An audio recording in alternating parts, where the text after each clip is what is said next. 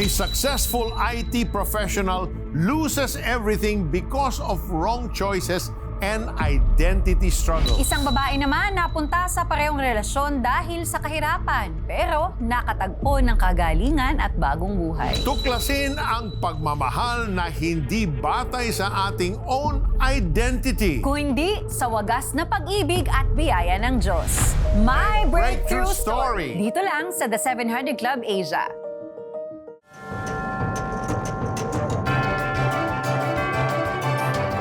Hello everyone and welcome to the 700 Club Asia. Isang mapagpalang araw sa inyong lahat. Today's topic, kasarian. It's a sensitive and relevant issue. Maraming nagtatanong, what am I? Who am I? Saan ako nabibilang? At sa dami ng boses sa mundo, minsan nalilito tayo kung alin nga ba ang tama. But today we'll look at this through God's lens, His design, His truth. At higit sa lahat, ang kanyang biyaya at awa na umaakay sa atin pabalik sa kanya. Let's watch this story. Bilang panganay, nasakal si Darwin sa mataas na pamantayan ng kanyang ama. Madalas siyang maikumpara sa nakababatang kapatid na mas nakikitaan ng talino at galing sa pag-aaral. May yung dugo sa kanang father ko. So I have bitterness sa heart ko. May one point in time na I told my dad, tandaan mo paglaki ko, papakita ko sa'yo na mali ka. Pagka-graduate sa kolehiyo, agad siyang nakapasok sa IT industry. Dito nabigyan siya ng oportunidad na makapagtrabaho sa Amerika bilang Quality Assurance Software Test Lead ng higit 3 taon. I had a good life. I'm earning 6-digit. I was proud of myself. Pinapamukha ko sa father ko na mali siya. Kaso yung naramdaman ko, ibig na happy, hindi eh. I felt lost kasi parang may something na kulang. Umuwi si Darwin ng Pilipinas nang matapos ang kanyang kontrata. Napabarkada siya at naging laman ng mga gay bar. Nalustay din niya ang kanyang pera sa bisyo na tumagal ng halos 7 taon. Kalaunay nakipagrelasyon na din siya sa kapwa lalaki. If I am under the influence of drugs, doon ako nakikipag-sex sa different men. And it was, kumbaga kung sa maruming buhay, talagang sobrang dumi. Di naglaon, ang dating magandang buhay ni Darwin ay unti-unting bumagsak nang mawalan siya ng trabaho at maubos ang kanyang ipon sa bisyo. Kinailangan din niyang bitawan ang naipundar na kondo nang hindi na niya ito nababayaran. Napilitan siyang umuwi sa kanilang tahanan, subalit. Hindi ko kasi nung time na yun may mga hints na rin sila kung bakit nawala, tapos bigla akong pumayat, tapos yung attitude ko was different. My father told me na kung hihilahin ko sila pababa, umalis na lang ako. Sobrang sakit kasi nga the fact na dinisown ka tapos dinenay ka, parang talagang gumuho talaga yung pagkatao ko. Dahil walang ibang mapuntahan, naging palaboy si Darwin sa kalsada na naging tahanan niya ng halos 1 buwan. Para mabuhay, lumapit siya sa mga kakilala na nagturo sa kanyang magbenta ng drugs. Para makabenta ka ng drugs, kailangan din kasama rin yung sex. So parang prostitution din. Nung time na sabi ko, Lord, bakit niyo po ako sinumpa? Ganun ba ako kasama? Gayunpaman, nasumpungan niya ang pag-asa ng palihim na tumulong sa kanya ang ina para mapabuti ang kanyang kalagayan. Ngunit naging sakitin naman si Darwin na nagtulak sa kanyang magpa-check up at napag-alaman na siya ay HIV positive. Yung immune system count ko back then was already 51. So yung normal count kasi is 1,000. Nagkaroon na ng rashes sa skin, pneumonia, TB, oral candidiasis. Maraming opportunistic infection. My younger sister agreed na tulungan ako. Sa gitna ng kinakaharap na pagsubok, dito niya higit na naranasan ang habag at pag-ibig ng Diyos. Nung na-confine kasi ako doon sa San Lazaro, there was a person sharing the gospel. Naalala ko sinabi niya sa akin na, naniniwala ka ba na walang aksidente sa Panginoon?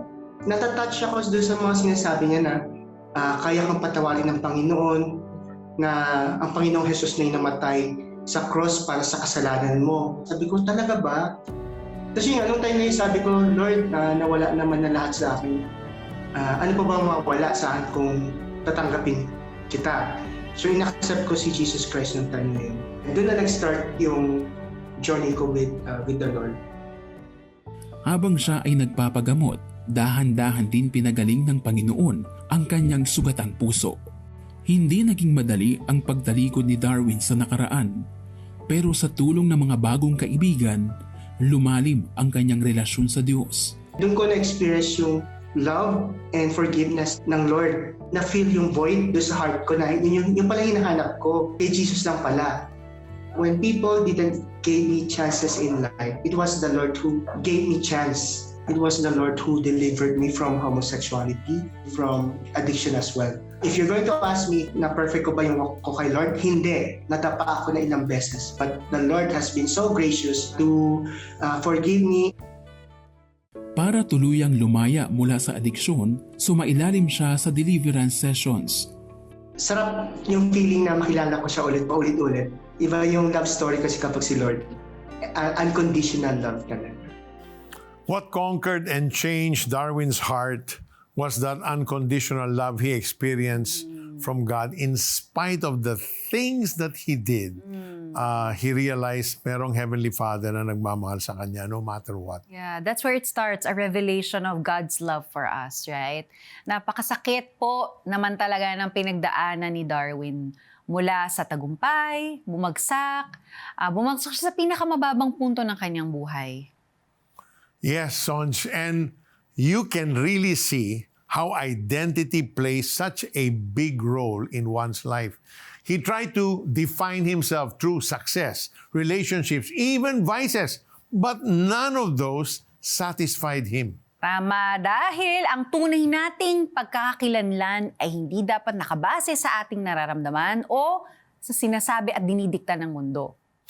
Exactly. The Bible reminds us in Psalm 139 verse 13, "For you created my inmost being, you knit me together in my mother's womb."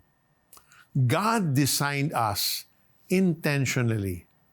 In fact, He says we are fearfully and wonderfully made. Hindi tayo aksidente. At kahit gaano kalayo sa Diyos na ang narating ni Darwin, hindi siya pinabayaan ng Diyos. That's the grace of God. Hindi dahil deserve natin, but because God loves us. My friend, kung ikaw ay tulad ni Darwin, nalilito, nasaktan, o pakiramdam mo malayo ka na sa Diyos, this prayer is for you. Make it your prayer. Just say, "Dear Lord, I have drifted so far from you. And I feel, Lord, that there is this huge disconnect. But you made a way to reach down to me.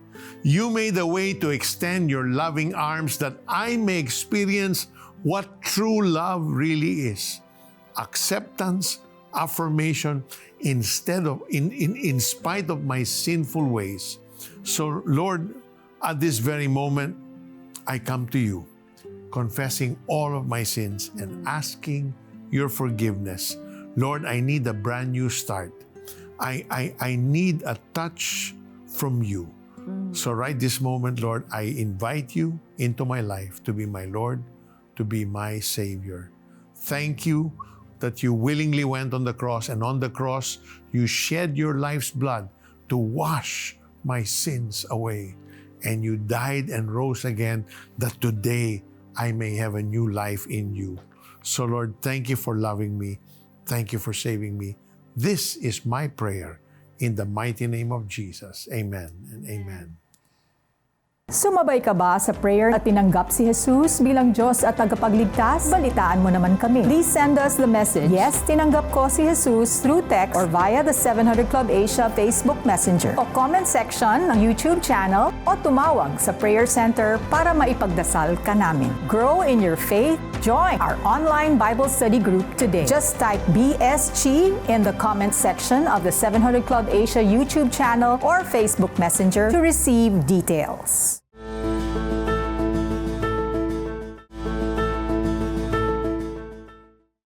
tanging mukha ng kahirapan ang nasumpungan ni Eloisa mula kamusmusan hanggang sa kanyang paglaki. Wala akong makita na magkakaroon kami ng magandang kinabukasan.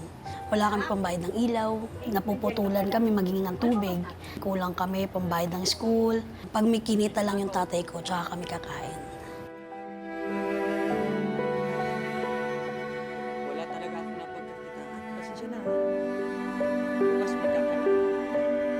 Nagkaroon ako ng question kay God. Sabi ko, bakit mo pa hinayaan na matuloy itong buhay na to? Kung maghihirap lang naman kami, mamamatay lang din sa gutom. Naging malaking dagok para sa kanya ang biglaang pagpanaw ng kanyang ama. Kaya naman kinailangan niyang tumigil sa pag-aaral at piliing magtrabaho para maitaguyod ang pamilya.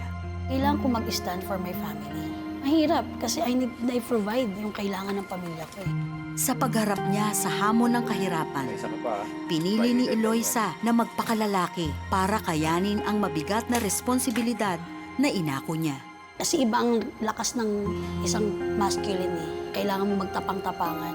Pero deep inside in your heart, wala ka. Empty. Hindi nagtagal, nahulog na rin siya sa bitag ng pakikipagrelasyon sa kapwa babae na naging katuwang niya sa pag-ahon sa buhay. No choice ako. Kailangan kong tanggapin yung mga bagay na ako rin ang nagbibenepisyo. At the same time, kahit paano, may ibibigay ako sa mama ko. Yun yung isa sa nagpatuloy hanggang sa inakap ko, hanggang sa in-enjoy ko, hanggang sa dumating ako sa punto na paiba-ibang relasyon na kapwa babae ang pinasok ko.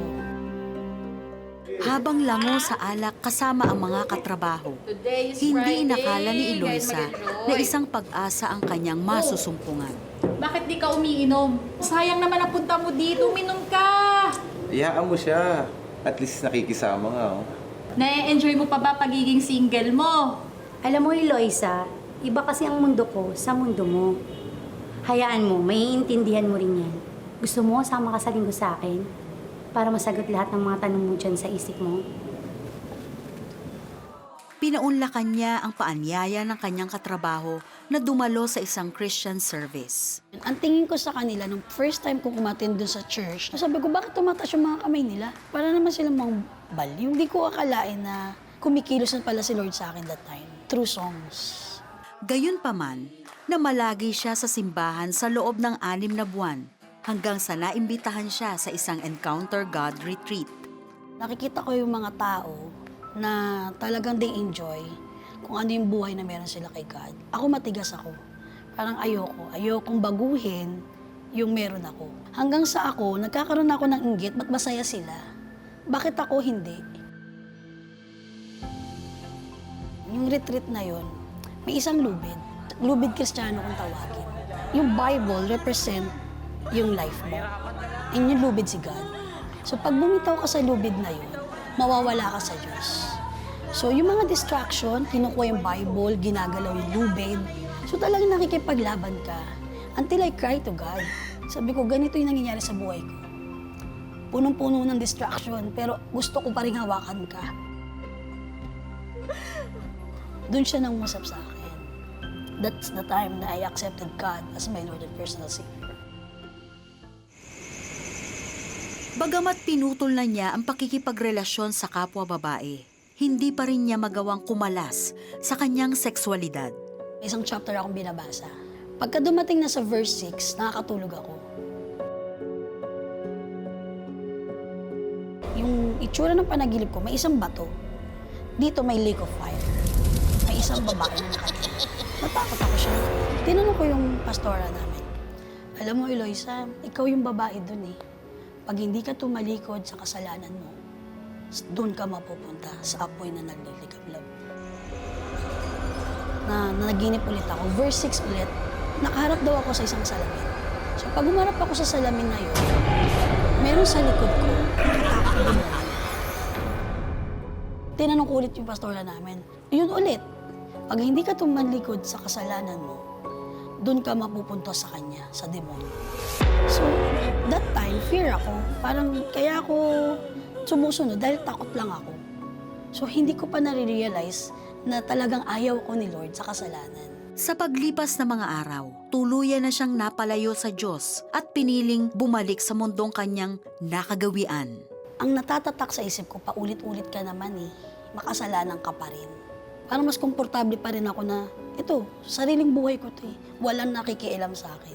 Kaya ako piniling umalis. Hindi naglaon, nagkaroon siya ng sakit sa balat na nagpahirap sa kanya. Nagsimula ito sa isang sugat hanggang sa kumalat na sa buo niyang katawan maliban sa kanyang mukha. Walang nakita yung mga doktor ko anong klaseng sakit. Nag-repent talaga ako sa kanya. Isa lang sinabi ko sa Diyos. Sabi ko, Lord, sorry na. Babalik ako sa'yo, maglilingkod ako sa'yo. And guess what? 5 days lang, nawala yung sugat ko lahat. Buong puso niya ring ibinabahagi si Jesus sa kanyang pamilya at mga kaibigan. Nag-enroll muli siya sa kolehiyo para abutin ang pangarap na makapagtapos ng pag-aaral at mabigyan ng mas magandang kinabukasan ang kanyang pamilya. Every knee will bow and every tongue shall confess only to Jesus. Huwag mong pangunahan ang Panginoon sa buhay mo. Hindi porke nararanasan mo ang hirap, wala nang liwanag na susunod para sa'yo. Oh Lord, thank you. Kasi binigyan mo ko ng pag-asa eh. Ito pala yung sinasabi mong buhay. Buhay na kasaya-saya. Kaya mo rin palang bigayan langit dito sa mundo. Ang akala ko sa'yo lang, pag pumunta lang sa'yo. Pero kahit dito pala, pwede nating maranasan ang kalangitan sa pag-ibig ng Diyos. Grabe, Eloisa's story shows that even in hardship, people look for love and security kahit sa maling paraan. Yes, but really what stood out to me was that God used her situation, even her illness, to bring her life back on track. Dahil ang pagmamahal ng Diyos ay hindi sumusuko, kay Kristo may bagong simula. 2 Corinthians 5:17 says, "Therefore, if anyone is in Christ, he is a new creation. The old has gone, the new has come." And we want to pray for all those that are struggling now, Sonja. Those that are confused, meron silang identity crisis or they're going through something difficult or painful in their lives. God can set you free. God can bring healing to your life. God can give you the wisdom and clear direction. Let's ask Him for it. Father, in the name of Jesus, we come to you and bring to your footstool all those that are in pain, all those that need direction and wisdom from you, all those that are searching and asking the questions, who am I really? Why am I here? Father, would you come in your power and grace and strength and pour on them your wisdom. Bring clarity, direction, and hope in their lives, even so now. You are the God whose hope will never disappoint anyone. Lord, even this very moment. Lord, and for those struggling physically and battling an illness, we declare the name above all names upon that sickness and command it to go in the name of Jesus. So cancer, you can no longer stay in that body. You go now in Jesus' name. Receive your healing, total, complete, and full in the name of Jesus. Amen. I pray, Lord God, that you give them a download of your love, that you open their eyes to see people beyond their sin, to see people beyond how they identify, how identifying life with their gender or the things that they feel like that can satisfy them. I pray, Lord God, that each and every one of us here will see people the way you do, with love, with compassion, Lord, and a desire, Lord, that they will have the desire to just make you known in their lives, and that it is you who will do the work, who will do the transformation, who will just make broken lives whole. I thank you, Lord God. I pray for the spirit of humility to come into our hearts, Lord God, and to live expressing your love to the people around us. Lord, we thank you that you indeed are the God of love, and the love Himself, in Jesus' name. Amen. Amen. And if you have been watching the 700 Club Asia this whole week, you've seen and heard the stories of our panelists. And, you know, they've shared their real life struggles, the things they've experienced, the encounters that changed their lives for the better, and the lessons really that have shaped them into who they are today. And you know, we will find out more from Andrea Badinas, Benji Cruz, Vince Santiago, and Diggs Ormeneta, and our host, Iko Gonzalez, in My Breakthrough Story when we return after some reminders.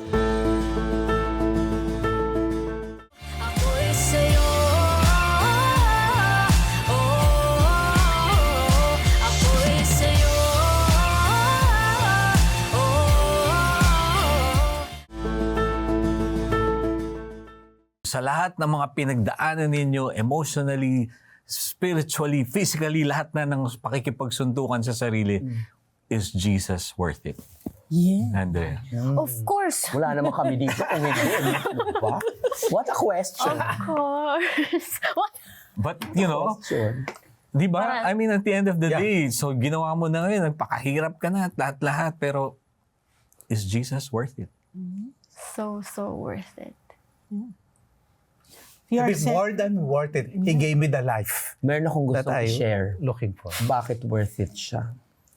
Alam mo, being a eunuch, ang eunuch, pinutulan ng ari. Actually, ang eunuch, yung pwedeng kinastraight, nilalisan ng eggs, eunuch na rin yun. Pero pag tinanggal lahat, katulad ko, tinanggal lahat, eunuch na eunuch ako.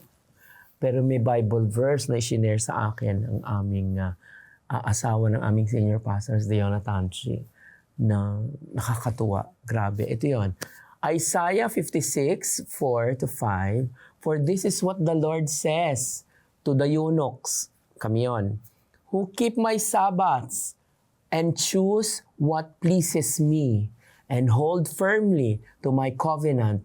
To them I will give my house and within my walls a memorial and a name better than that of sons and daughters.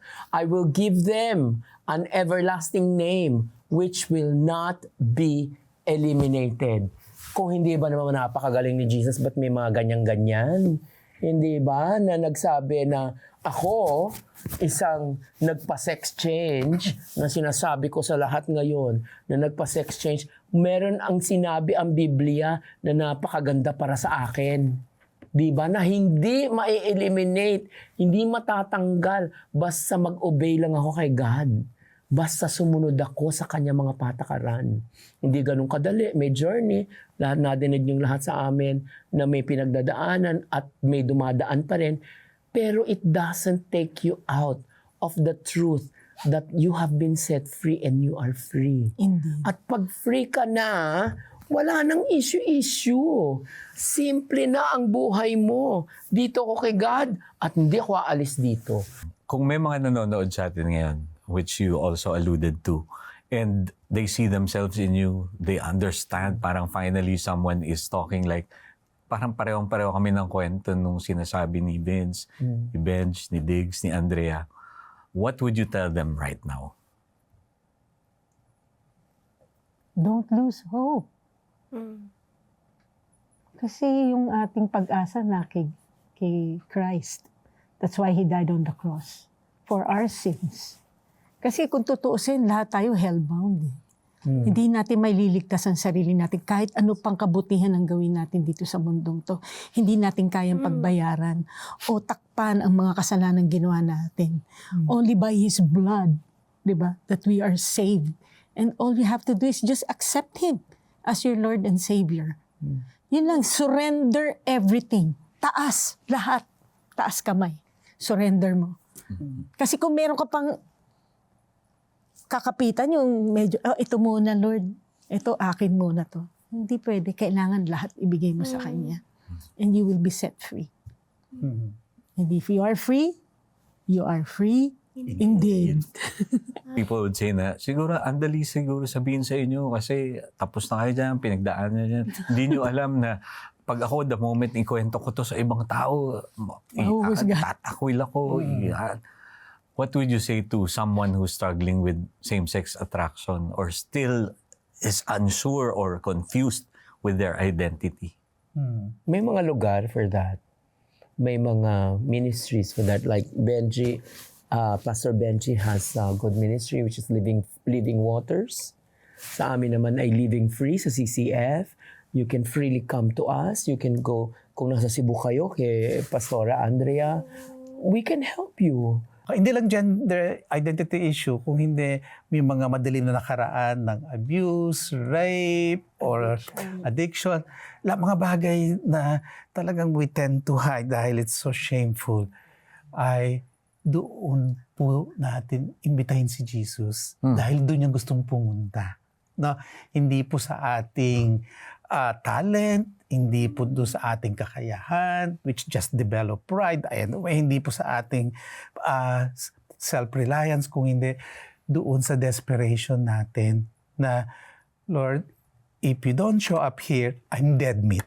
So, I am encouraging you to invite Him in your darkest, desperate places, at hindi niyo po kailangang maligo muna bago pumunta sa Kanya. Come as you are, and He will be running to you with His towel and water, and will be the one to cleanse you. He loves to do that. The dirtier you are, the more Jesus wants you. Yeah. And Jesus is so near, not to the proud and mighty, but to the contrite and brokenhearted. Yes, that's right. Yeah. Yep. Beautiful. Thank you. Thank you so much. Maraming salamat, Andrea, Benji, Diggs, and Vince for sharing your journey. Alam niyo, itong mga ganitong klaseng kwentuhan, ginagawa ko lang to sa coffee shop or sa ano. It's not something that gusto kong gawin in front of the camera. But these are the kind of conversations that we should be having even more of in our lives. And I hope na marami sa ating mga nanonood ngayon you start with something like this also. Start having conversations. Talagang talk about deep truths, raw and real. Yung alam mong, go find people or pray for people like this set of people right here na you can trust and you know that they love the Lord and that they really want to journey with you and they want you to just experience the love of God in your life. Na katulad mo, katulad naming lahat na nandito, kami lahat ay uhaw. At kailangan lang naming punuan ng ating mga spirito, ating puso, ating buhay ng tubig na kailan may hindi mananakaw at mapapawi sa atin. And that can only be filled up by the love of Jesus Christ. It's not about religion, as they said. It's really about a relationship. It's like this. You can be your 100%, warts and all, the good, the bad, and the ugly. And you know what the beautiful thing is? Si Lord, sobrang mahal ka niya. He will not allow you to remain the same. Hindi ka nag-iisa. Kasama mo kami at higit sa lahat, hindi malayo ang pag-ibig ng Diyos. At hindi malayo, the Bible says that, draw near to me and I will draw near to you. He came for the sick. Yeah. And we are all sick one way or the other. And He is our great healer. And this is one thing that I really discovered. He is the greatest lover of our souls. Amen. Only He can fill up anything. Kahit ano pa yan, siya lang makakapuno. God sees you, God knows your struggle, and God is still reaching out to each one of you. In reality, this topic isn't easy. Maraming opinions, maraming struggles. Ngunit malinaw ang sinasabi ng Diyos. May disenyo siya para sa bawat isa. And that design is not meant to restrict us, but to give us purpose and identity. Hindi tayo tinatawag ng Diyos upang husgahan, kung hindi upang mahalin niya at ibalik sa Kanya. So wherever you are now, remember this. Mahal na mahal ka ng Panginoon. And your identity is secure in Him. God bless you.